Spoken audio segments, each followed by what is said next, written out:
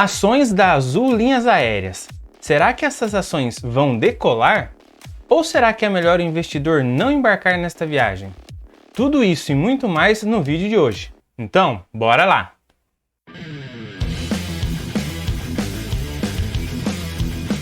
Fala galera, sejam todos muito bem-vindos ao Clube Small Cap.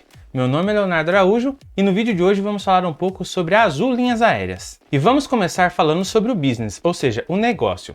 A empresa foi fundada em 2008, a sua listagem na Bolsa de Valores ocorreu em 2017 e o ticker AZUL4 possui ações preferenciais e também ações ordinárias. O segmento de atuação da empresa é no transporte aéreo e atualmente o seu valor de mercado, ou seja, o seu market cap, é de algo próximo a 58 bilhões de reais. Eu particularmente considero small cap empresas com valor de mercado de até 15 bilhões de reais. Contudo, a Azul faz parte do índice Small Cap da B3, logo vamos efetuar a análise da empresa aqui. A Azul Linhas Aéreas é a companhia brasileira com o maior número de cidades atendidas e o maior número de decolagens. Ela tem a maior malha do Brasil. São aproximadamente 916 voos diários, atendendo cerca de 116 cidades. Ela possui uma malha com aproximadamente 249 rotas, transportando aproximadamente 26 milhões de passageiros. Vale destacar que esses dados são datados de dezembro de 2019 e você pode encontrar no site de relacionamento com o investidor da empresa. Além dos destinos nacionais, a Azul Linhas Aéreas também possui rotas internacionais, como por exemplo, Fort Lauderdale, Orlando, Lisboa, Porto, esses são alguns destinos internacionais dessa empresa. Ela também possui uma frota otimizada. Além do mais, tem um programa de fidelidade chamado Tudo Azul. Esse é um ativo estratégico e forte gerador de receita para a empresa e tem hoje aproximadamente 12 milhões de membros. Vale destacar também que esses dados são datados de dezembro de 2019 e se encontram no site de RI da empresa. Vamos agora aos destaques da tese de investimento na Azul Linhas Aéreas. Em primeiro, ela possui uma malha única. É a maior malha no país. Como a gente viu, maior número de decolagens e cidades atendidas. Também ela é a única empresa aérea em 70% das rotas atendidas. Um segundo ponto dessa tese é que ela possui uma forte cultura com foco no cliente. Atualmente, ela possui uma alta satisfação do cliente e é a líder em pontualidade. Um terceiro ponto da nossa tese é um plano de expansão das suas margens. Com a eficiência no consumo de combustível das aeronaves Airbus A320neo e também do Embraer E2, ela acaba tendo uma melhor eficiência no consumo de combustível e isso acaba reduzindo os custos operacionais dessa empresa. Também com isso ela consegue uma receita auxiliar. E um quarto ponto da nossa tese são ativos estratégicos que a gente já viu, como o Tudo Azul e também o Azul Cargo. Vamos falar agora de governança. E a empresa ela é listada atualmente no nível 2 da B3, possuindo 100% de tag along para as ações preferenciais e também um free float de aproximadamente 50,2%. Vale destacar quem são os seus principais acionistas. E neste caso, quem é o controlador é o David Neeleman, possuindo 67% das ações ordinárias. Então aqui você tem um overview de quem são os principais acionistas da Azul Linhas Aéreas. Entramos agora na análise financeira da empresa, ou seja, o financial. E vamos começar aqui dando uma olhada na receita líquida ao longo desse período. Veja que ela teve um aumento saindo lá de 2014 até 2019, sendo que em 2019 alcançou 11 bilhões de receita líquida. Contudo, nos últimos 2 anos ela apresentou uma leve redução da sua receita líquida, conforme a gente pode observar. Já olhando o seu EBITDA, a gente percebe uma tendência de alta entre 2016 a 2019, saindo de 645 milhões para 2,4 bilhões. Contudo, nos 2 últimos anos ela teve uma redução e agora no ano de 2021 um EBITDA negativo de 135 milhões. Passando para o lucro líquido, veja que o reportado ao longo desse período, desde 2014 a 2021, ela sofreu fortes oscilações. Os melhores anos 2017 e 2018. No ano de 2020 a empresa apresentou um prejuízo na ordem de 10,8 bilhões e atualmente no ano de 2021 em 7,4 bilhões, esse é o seu prejuízo. E isso, pessoal, reflete nas cotações. Olha só, a gente consegue observar que desde o seu IPO até o ano de 2020, ela passou por uma forte valorização. Já no período da pandemia, em março de 2020, ela teve uma forte desvalorização e de lá para cá ela veio se recuperando. E desde o seu IPO até o presente momento, elas já se valorizaram na ordem de 101%. Vamos dar olhada em um indicador de rentabilidade, neste caso o ROIC, Return on Invested Capital, e ela apresenta um ROIC de menos 17%. Mas isso é o atual. Olhando o seu histórico, nós temos essa seguinte situação. Ela sai de um ROIC de 4% lá em 2016 para menos 17% agora em 2021, sendo o ROIC negativo nos anos de 2019 a 2021, conforme a gente pode observar.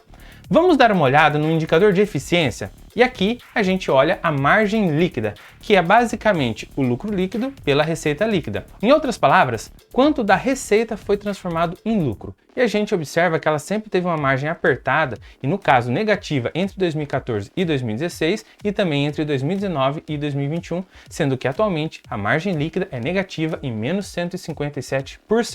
Galera, vamos dar uma olhada nos indicadores de dívida.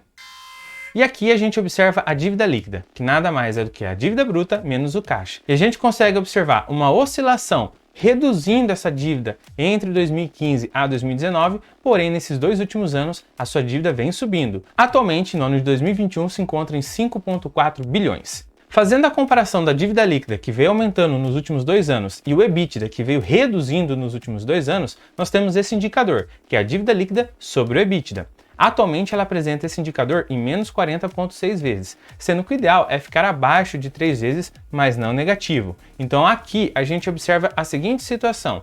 Ela aumentou bastante esse indicador no ano de 2020 para 10,34 e agora apresentando esse valor negativo em menos 40,63. E como último índice, a gente vai olhar a liquidez corrente, que basicamente é o ativo circulante sobre o passivo circulante. O ideal é acima de 1, onde a empresa possui mais ativos do que passivos, e atualmente a Azul representa esse índice em 0,45. Mas vamos dar uma olhada no seu histórico. Observando ao longo desse período, desde 2014 ao ano de 2021, ela sempre se manteve abaixo de 1, sendo seu melhor ano no ano de 2017, onde a sua liquidez corrente foi de 0,99 e só relembrando, atualmente está em 0,45. Chegou a hora da análise relativa, ou seja, vamos comparar a empresa com outras dos setores. E aqui eu trouxe a Gol Linhas Aéreas, que também é uma empresa de transporte aéreo, e a Embraer, que de fato é uma fabricante, mas vamos colocar aqui como referência. E vamos utilizar o índice PL, que é o preço sobre o lucro. Da Azul está em negativo, menos 7,8. Da Gol, menos 12,3 e da Embraer, menos 4,9. Como todos estão negativos, isso mostra que elas apresentaram prejuízo nos últimos 12 meses. Um segundo indicador é o CAGR das receitas nos últimos 5 anos, e ele reflete o crescimento anual médio das receitas. Olhando da Azul, ela teve uma redução em menos 1,7, a Gol em menos 8,2 e a Embraer em menos 0,7. Nesse caso, quem teve uma menor retração da sua receita foi a Embraer, com menos 0,7.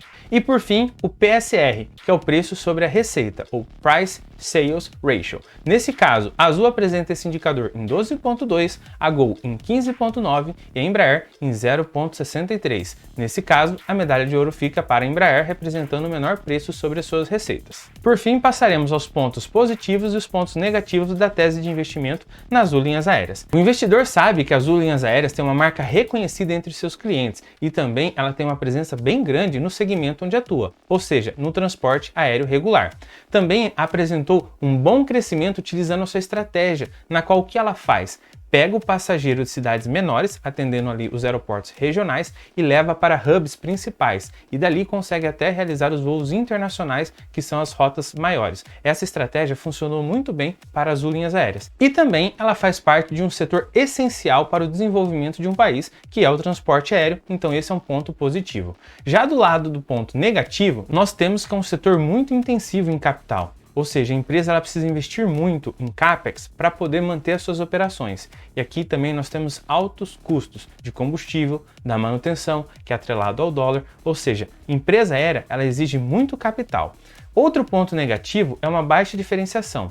No final do dia, alguns passageiros buscam por o menor preço da passagem aérea, sendo que essa diferenciação de um serviço de uma empresa para outra acaba não sendo um fator tão decisivo para alguns passageiros, lembrando aqui também que o programa Tudo Azul, que vem da fidelidade, acaba auxiliando nesse ponto.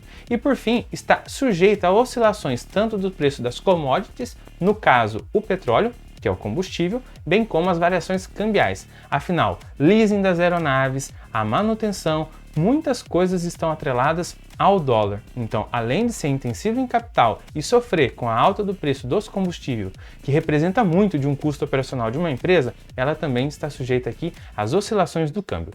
Para que a gente possa finalizar, de 5 estrelas, a minha opinião, eu daria 2 estrelas para a Azul Linhas Aéreas. Isso porque ela está inserida em um setor que é muito sensível às crises econômicas. Haja visto como foi em março de 2020. Também intensivo capital para manter as suas operações e essa baixa diferenciação.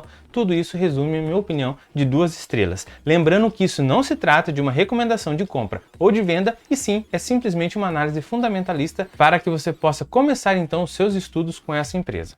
Galera, e se você chegou até aqui, muito obrigado pelo seu tempo. E não se esqueça de deixar o seu like e se inscrever aqui no canal para fazer parte do Clube Small Cap. E nos vemos em mais análises. Até mais!